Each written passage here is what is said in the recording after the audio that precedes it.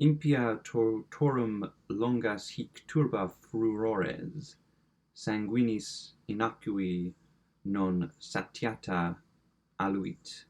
Sospite nunc patria fracto nunc funeris antro mors ubi dira fuit vita salusque patent.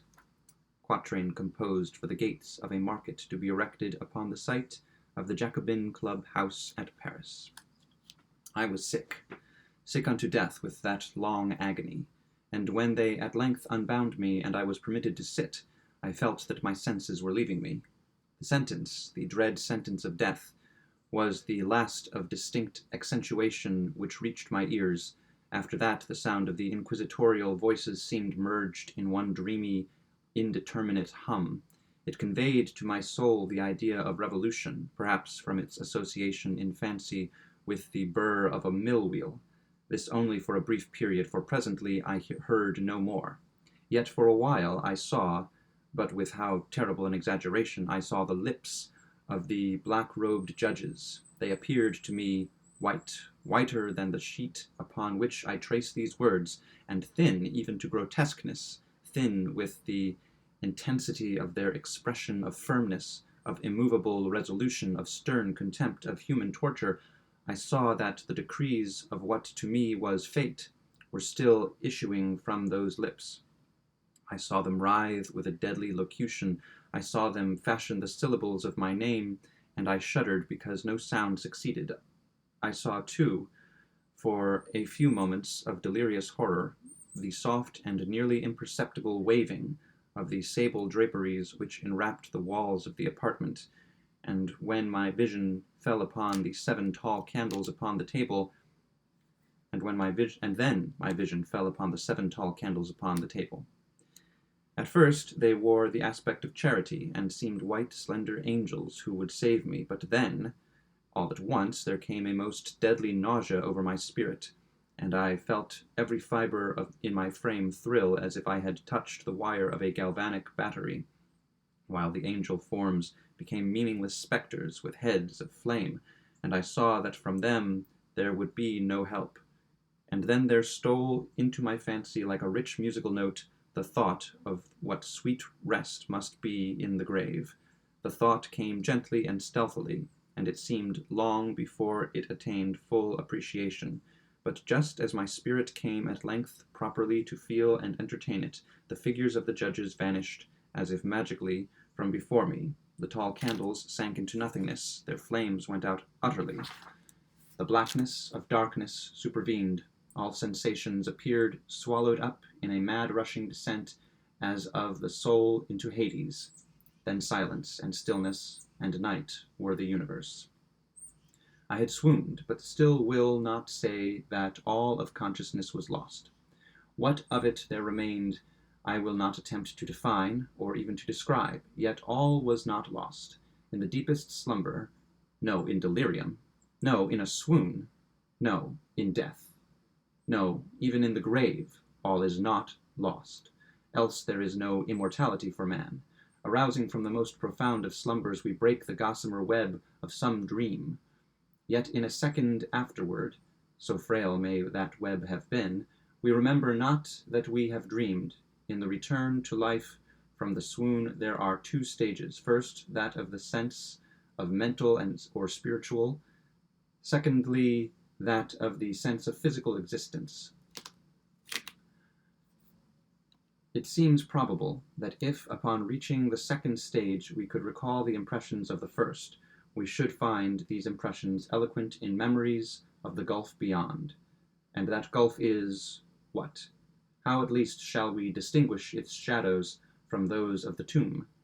But if the impressions of what I have termed the 1st stage are not, at will, recalled, yet after long interval do they not come unbidden, while we marvel whence they come?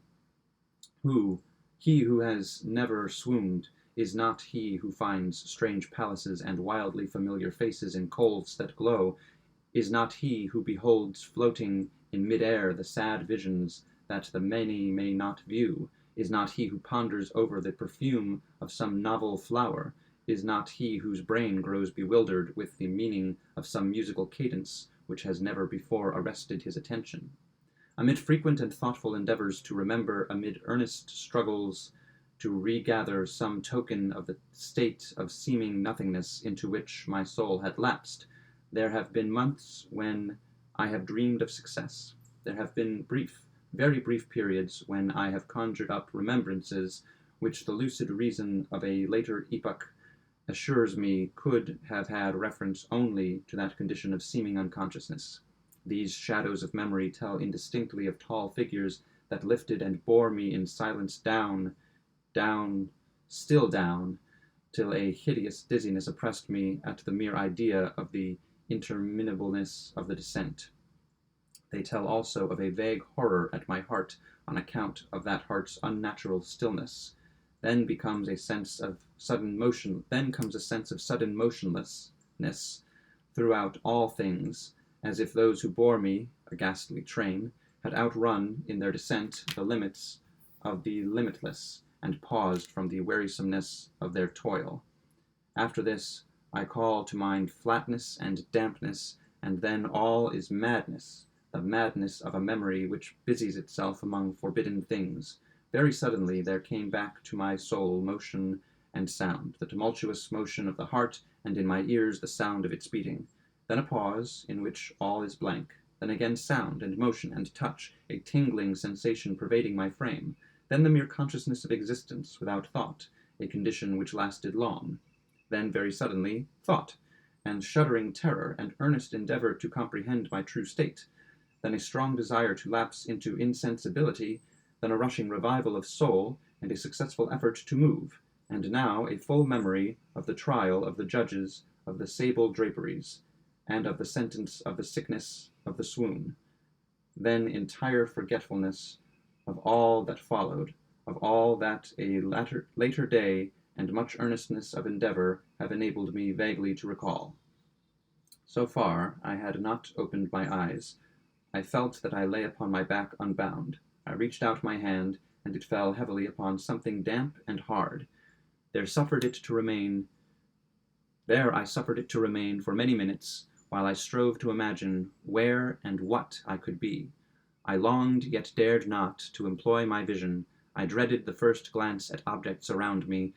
It was not that I feared to look upon things horrible, but that I grew aghast lest there should be nothing to see.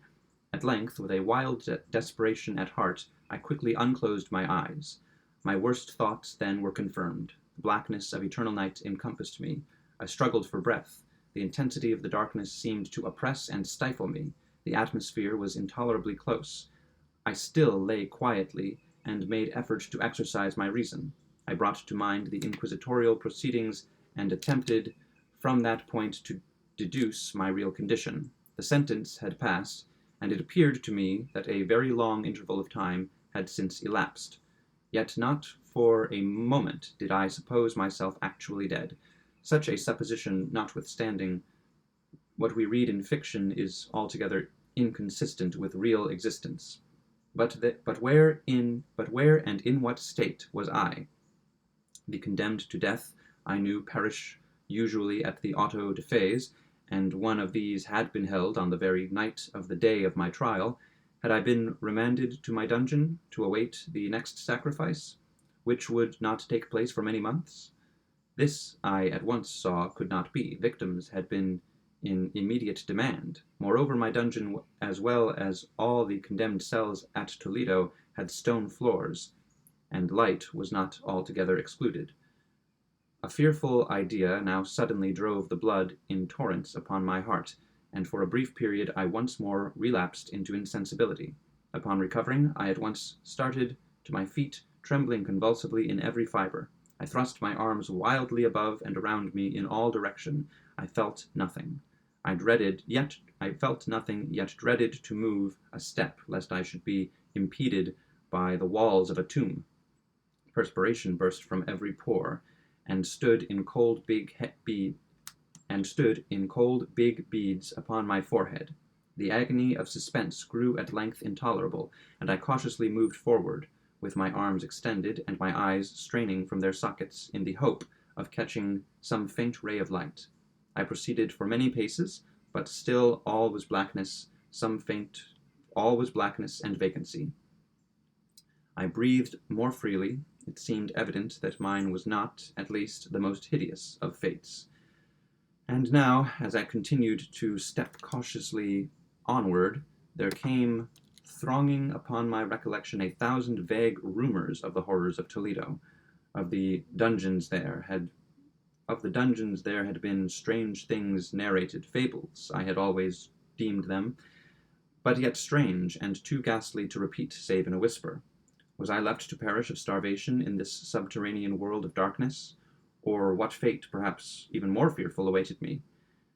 That the result would be death, and a death of more than customary bitterness, I knew too well the character of my judge's doubt.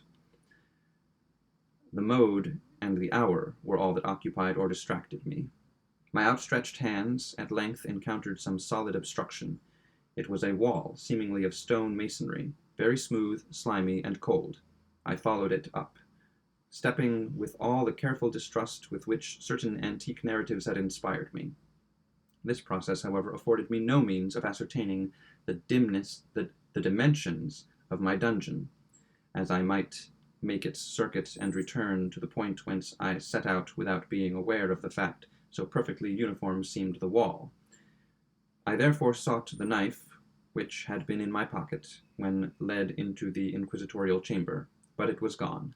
My clothes had been exchanged for a wrapper of coarse serge. I had thought of forcing the blade in some minute crevice of the masonry, so as to identify my point of departure. The difficulty, nevertheless, was but trivial, although in the disorder of my fancy it seemed at first insuperable. I tore a part of the hem from the robe and placed the fragment at full length and at right angles to the wall. In groping my way around the prison, I could not fail to encounter this rag upon completing the circuit. So at least I thought, but I had not counted upon the extent of the dungeon, or upon my own weakness. The ground was moist and slippery. I staggered onward for some time, when I stumbled and fell. My excessive fatigue induced me to remain prostrate, and sleep soon overtook me as I lay.